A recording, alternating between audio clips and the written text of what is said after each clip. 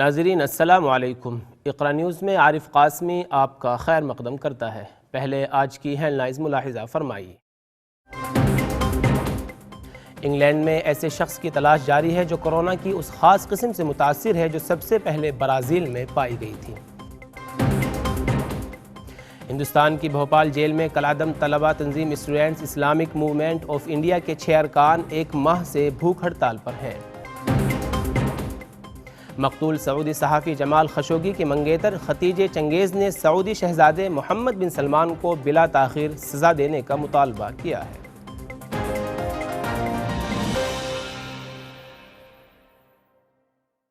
آئیے اب چلتے ہیں خبروں کی تفصیلات کی جانب۔ انگلینڈ میں ایسے شخص کی تلاش جاری ہے جو کورونا کی اس خاص قسم سے متاثر ہے جو سب سے پہلے برازیل میں پائی گئی تھی۔ خیال کیا جاتا ہے کہ شاید اس شخص نے ہوم ٹیسٹنگ کٹ استعمال کی تھی مگر رجسٹریشن فارم نہیں بھرا ہے۔ لیبر پارٹی نے الزام لگایا ہے کہ ایسے کیسز کو روکنے کے لیے سرحدوں پر کوئی جامع انتظام موجود نہیں ہے۔ کورونا کی قسم سب سے پہلے برازیلین شہر ماناؤس میں تشخیص کی گئی تھی۔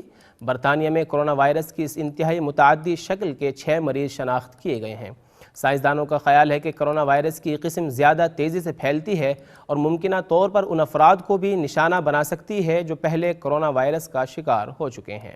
The P1 variant is this Brazilian variant, is the Manaus variant is referred to.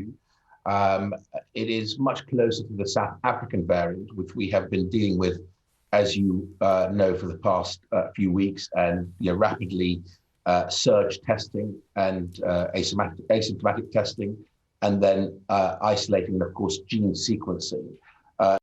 And this appeal is a sort of belt and braces to try and make sure we locate them as quickly as possible, because what we want to make sure we do, in the same way we're doing with the South African variant, is to rapidly surge test asymptomatic testing, as we're doing in South Gloucestershire, about to do in South Gloucestershire with the local authority, and of course gene sequence and isolate. Of course, we don't allow anyone to come from Brazil unless they are British citizens or residents of the United Kingdom, and they have to quarantine at home or now obviously in the hotel quarantine from those red countries, and have to take 3 tests: the pre-departure test, a test after 2 days, and a test after 8 days. Hindustan کی Bhopal jail میں کالعدم طلبہ تنظیم Students Islamic Movement of India SIMI کے 6 ارکان نے بھوک ہڑتال شروع کر دی ہے۔ نیوز پورٹل مسلم مرر کے مطابق انہوں نے الزام لگایا ہے کہ انہیں صرف اذیتیں ہی نہیں دی جاتی بلکہ کھانا دیے جانے کے لیے جے شری رام کے نعرے لگانے کو کہا جاتا ہے۔ وہ اس ہڑتال پر گزشتہ 1 ماہ سے ہیں۔ یہ معلومات باہر اس وقت آئی جب ان کے گھر والوں نے ملی اور انسانی حقوق کی تنظیموں سے رابطہ قائم کیا۔ پاکستانی سپریم کورٹ نے ایک فیصلے میں سینٹ کے آئندہ انتخابات خفیہ ووٹنگ کے ذریعے کرانے کا حکم دیا ہے۔ البتہ حکمراں جماعت اور اپوزیشن اس فیصلے کو اپنی اپنی فتح قرار دے رہے ہیں۔ فیصلے میں کہا گیا ہے کہ الیکشن کمیشن کی ذمہ داری ہے کہ وہ شفاف اور کرپٹ پریکٹسز سے پاک الیکشن کا انعقاد کرائے۔ عدالت نے مزید کہا ہے کہ بیلٹ پیپر کا خفیہ رہنا ہمیشہ کے لیے نہیں ہوتا۔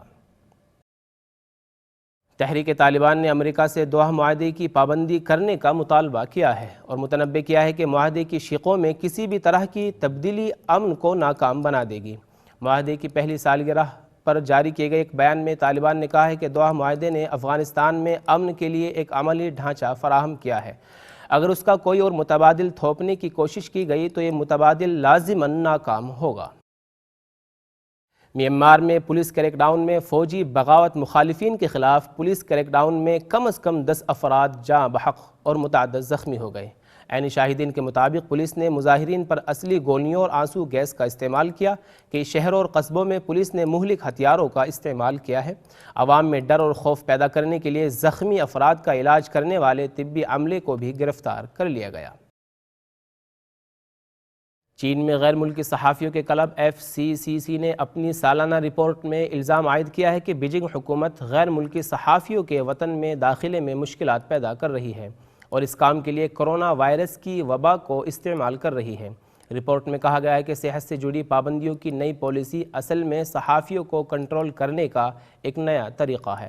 رپورٹ میں الزام عائد کیا گیا ہے کہ چینی حکومت غیر ملکی صحافیوں کی سخت نگرانی اور جن سے انہوں نے بات کرنے کی کوشش کی انہیں ڈرانے دھمکانے سمیت ہر طرح کے حربے استعمال کر رہی ہے۔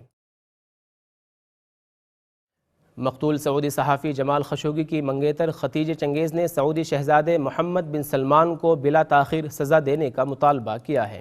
ایک ٹویٹر میسیج میں ختیجہ چنگیز نے لکھا ہے کہ سعودی ولی عہد کو بلا تاخیر سزا دیا جانا بہت ضروری ہے، جس نے بلا قصور ایک معصوم شخص کے سفاکانہ قتل کا حکم دیا تھا۔ ختیجہ چنگیز کا یہ مطالبہ امریکی خفیہ ادارے CIA کی اس رپورٹ کے بعد کیا گیا ہے جس میں جمال خشوگی کے قتل کا ذمہ دار شہزادہ محمد بن سلمان کو ٹھہرایا گیا تھا۔ سعودی عرب نے اس رپورٹ کو کلی طور پر مسترد کر دیا تھا۔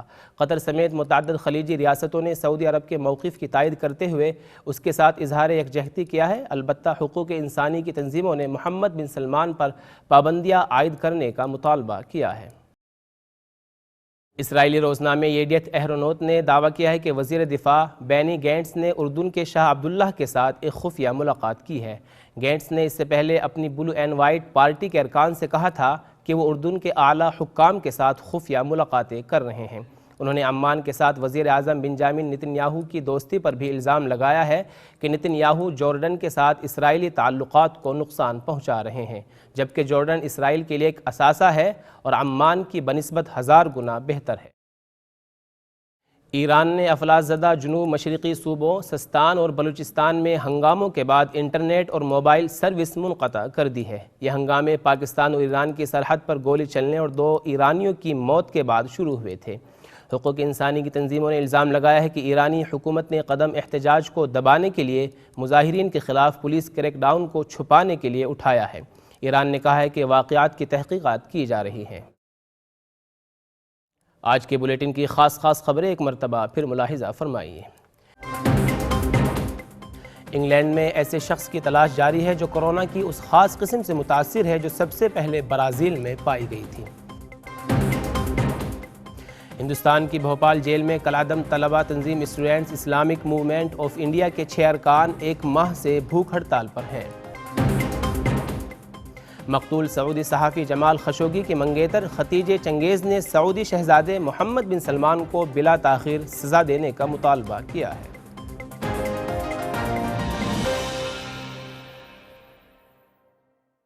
اب خبروں کا وقت ختم ہوا، چاہتا ہے اگلے بلیٹن تک اجازت دیجیے۔ اللہ حافظ۔